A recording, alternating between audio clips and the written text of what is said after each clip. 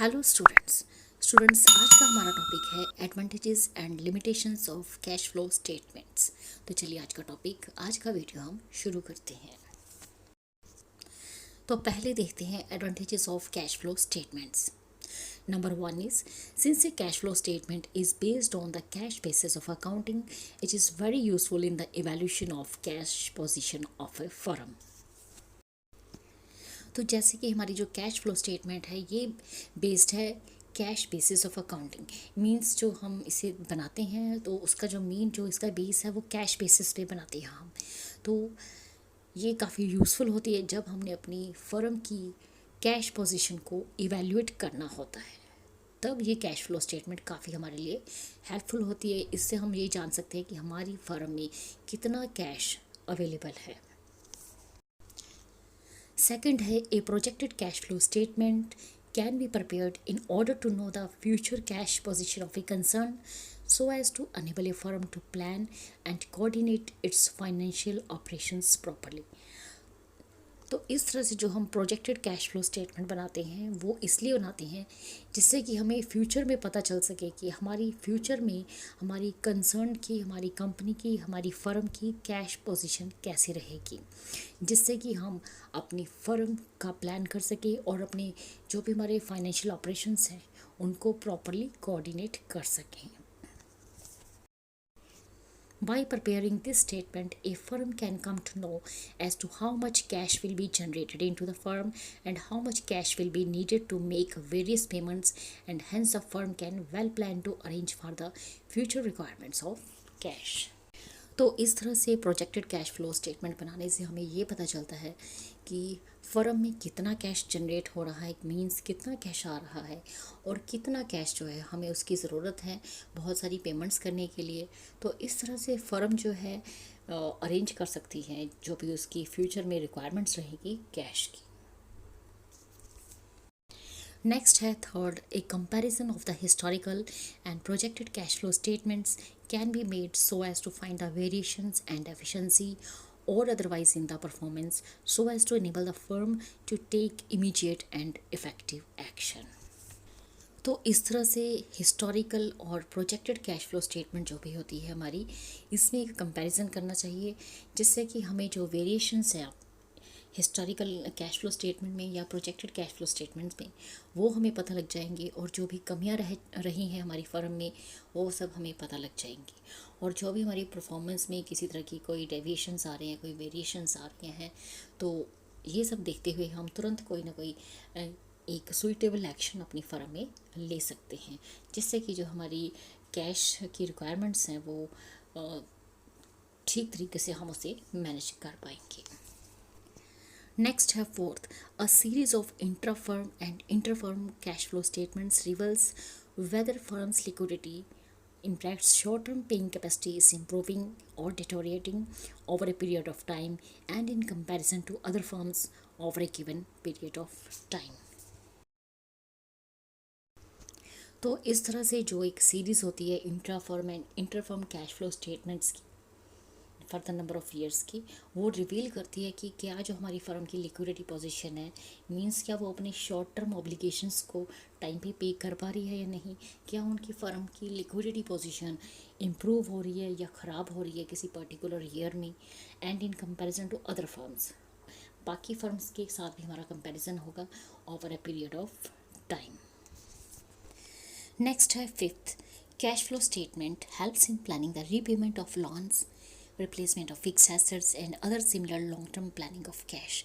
तो cash flow statements जो होती हैं हमारी काफ़ी हेल्प करती हैं, जो भी हमने लोन्स ले रखी होती है उनको किस तरह से रीपे करना है, जो हमारी और फिक्स्ड एसेट्स होती हैं अगर हमने उन्हें रिप्लेस भी करना है या हमें long term planning of cash करनी है तो भी हमारी कैश फ्लो स्टेटमेंट्स जो है काफ़ी यूज़फुल होती हैं।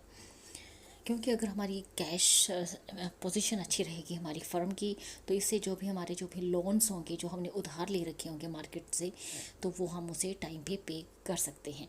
फिक्स्ड एसेट्स अगर हमने कोई नई फिक्स्ड एसेट लेनी है और पुरानी को रिप्लेस कर देना है तो भी उसके लिए हमें कैश की ज़रूरत होती है, और जो भी हमने लॉन्ग टर्म प्लानिंग करनी होती है अपनी कैश पोजीशन को लेकर वो भी हम इजीली कर सकते हैं with the help of cash flow statement.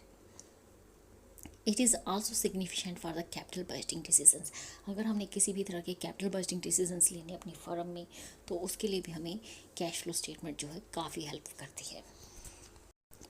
Next है sixth, it better explains our causes for poor cash position in spite of the substantial profits in a firm by throwing light on various applications of cash made by the firm। तो cash flow statement जो है हमारी काफ़ी help करती है, हमें better explain करती है कि क्यों हमारी फर्म की जो कैश पोजीशन है वो काफ़ी पुअर है। इसके बावजूद कि हमारी जो फर्म है काफ़ी अच्छा प्रॉफिट अर्न कर रही है एवरी ईयर, लेकिन इसके बावजूद भी हमारा जो कैश पोजीशन है वो अच्छा नहीं है। क्योंकि यहाँ पे जो कैश फ्लो स्टेटमेंट्स है वो काफ़ी डिटेल में हमें बताती है कि जो हमने कैश है वो कहाँ कहाँ पे हमने इसे यूज़ किया हुआ है। It further helps in answering some intricate questions like what happened to the net profits।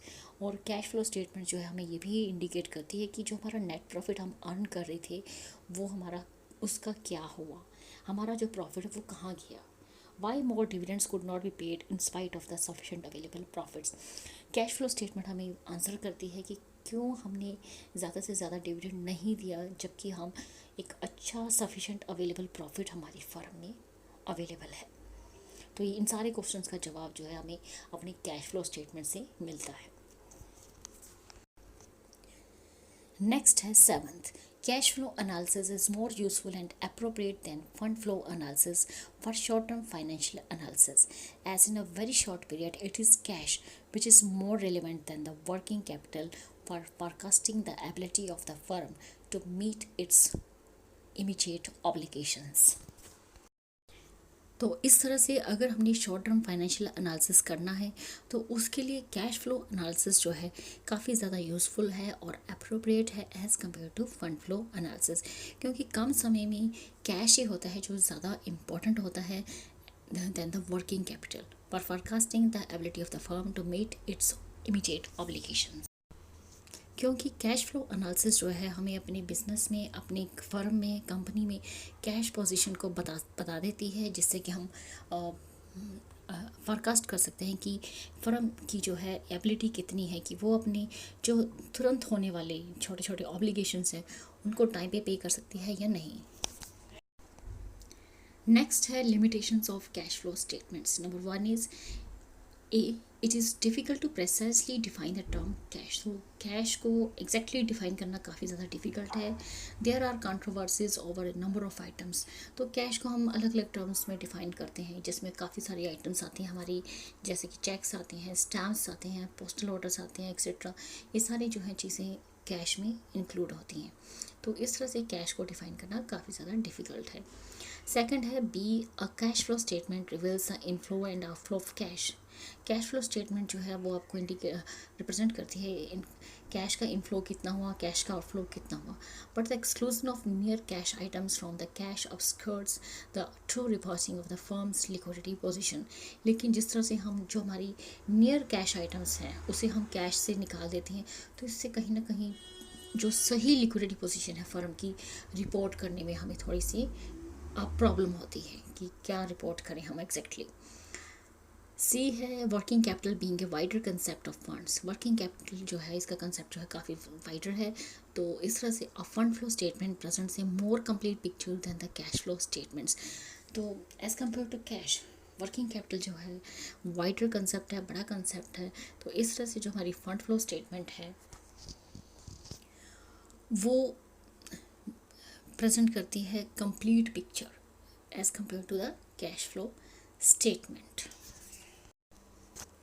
तो स्टूडेंट्स, ये था हमारा आज का टॉपिक। इस वीडियो में इतना ही। अगर आप हमारे चैनल पर नए हैं तो प्लीज़ हमारे चैनल को सब्सक्राइब कीजिए और साथ ही हमारे वीडियो को ज़्यादा से ज़्यादा लाइक, शेयर एंड कमेंट कीजिए। Thank you, thanks for watching.